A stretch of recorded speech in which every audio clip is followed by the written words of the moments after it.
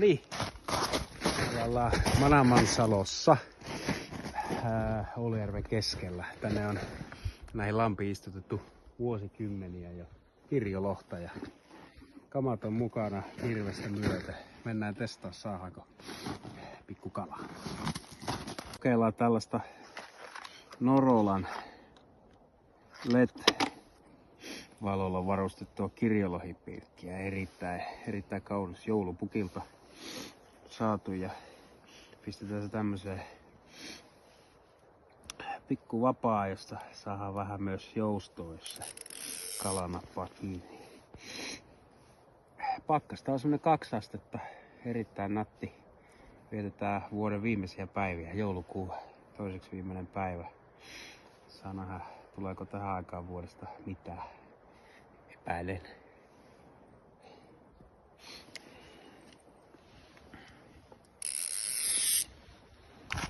Perkeleesti jäätä tähän tehty. Pitäisi olla oma kaera. Joo, tässä on nyt pari tuntia oltu ja 10 reikää on kierretty matalassa, syvässä.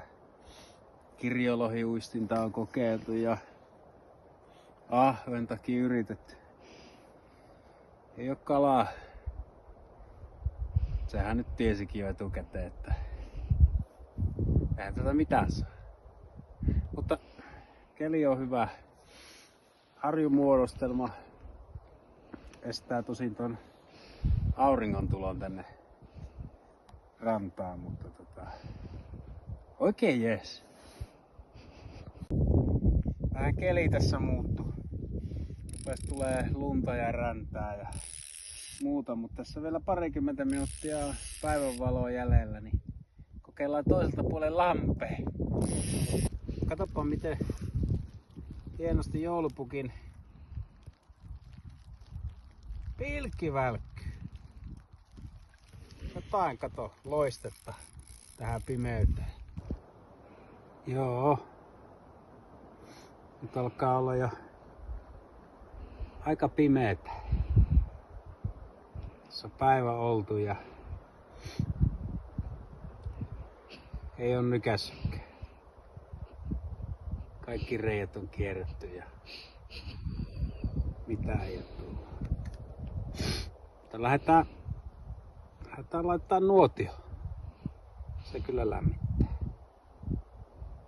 Joo. Tylsä on tämä kirveskin perkele. Mutta ja muu makkaraa sitten tulille. Tosi kivaahan täällä on nuotio äärellä olla ja sehän tässä kivaa tässä Kainuussa, näissä järvikainuun alueissa on, että eihän täällä talvella ketään oo. Ei oo moottorikerttoja pörisemässä. Eikä oo hiihtohissejä kalisemassa. Saat olla ihan keskenässä, vaikkei kalaa tuukaan. Ja sitä paitsi mulla on teoria siitä, miksi sitä kalaa ei nyt tuu. Ne on kaikki talviunilla. Siitä se johtuu. Unilla